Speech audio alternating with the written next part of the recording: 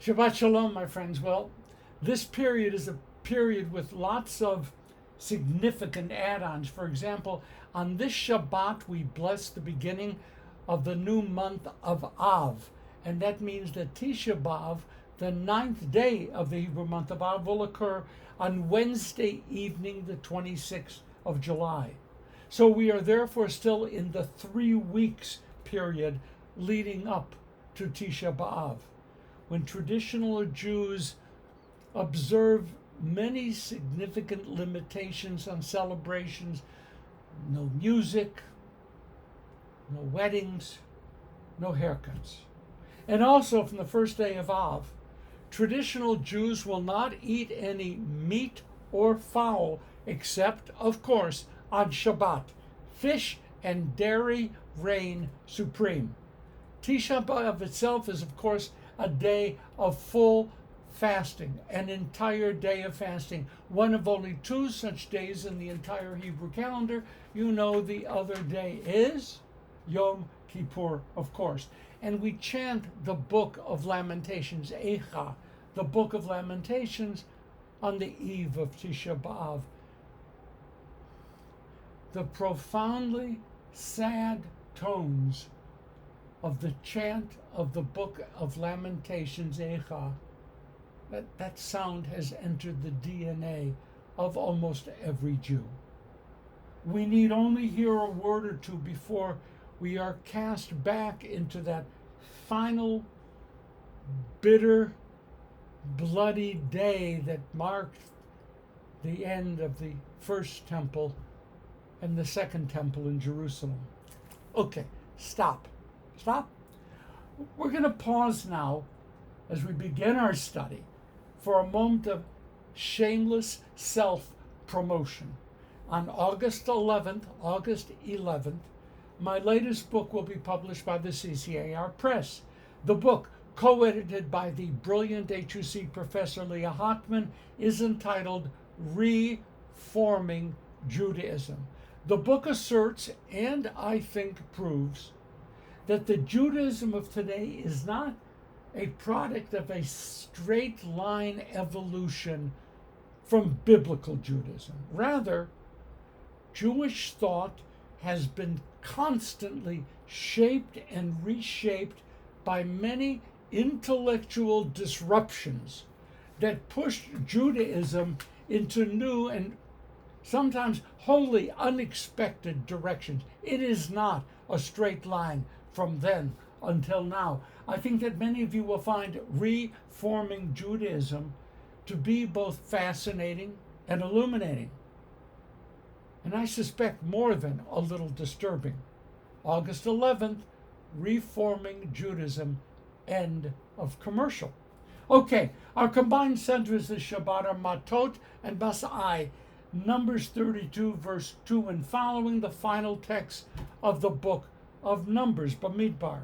And that means, of course, that this Shabbat morning we're going to have a SIYYUM, closing celebration, end of the book, pickled herring, slivovitz, whatever it is we choose, marking the close of our study of the Book of Numbers as we await our entrance next week into the 5th and final book of the Torah, the Book of Deuteronomy, Devarim. Friends, we are, can you handle this, well on our way to Simchat Torah, when we begin our study of the cycle of the Torah all over again. Adam and Eve are already there, awaiting us in the Garden of Eden. After the close of the Book of Numbers, there really is very little action left. The Israelites have completed their 40-year trek through the desert. A new world is about to dawn. Now, separate question. How many of you remember what a triptych is or was? When my father wanted to take us on a family car trip, we began with a stop at AAA, American Automobile Association, AAA. There, we had a special handy flip chart and map made that not only marked every step along our journey and measured distances, but printed out key sites for us to see, listed some of the better hotels and motels, and even suggested some restaurants. I treasured those triptychs. I collected them and often held on to them for many years after a particular trip. But let me assure you, if I had to sit down and read all of my triptychs on a single occasion, I would be bored out of my mind. And yet, interspersed with some powerfully important texts, such as the story of the daughters of Salafchad who battled successfully for the property rights of women to be protected, chapters 33 and 34 of the Book of Numbers read like a collection of triptychs. It can be exceedingly boring.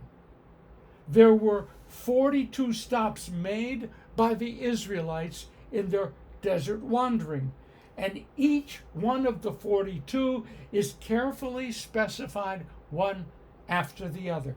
From Egypt to the Sinai wilderness, the 38 years of wandering about, and finally the closing events of the 40th year. Many of these stops were already discussed in the Torah, but a lot of them were not at all.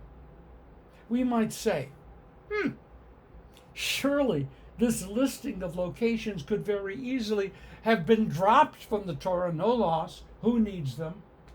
But that approach, not surprisingly, was not the approach adopted by the rabbis.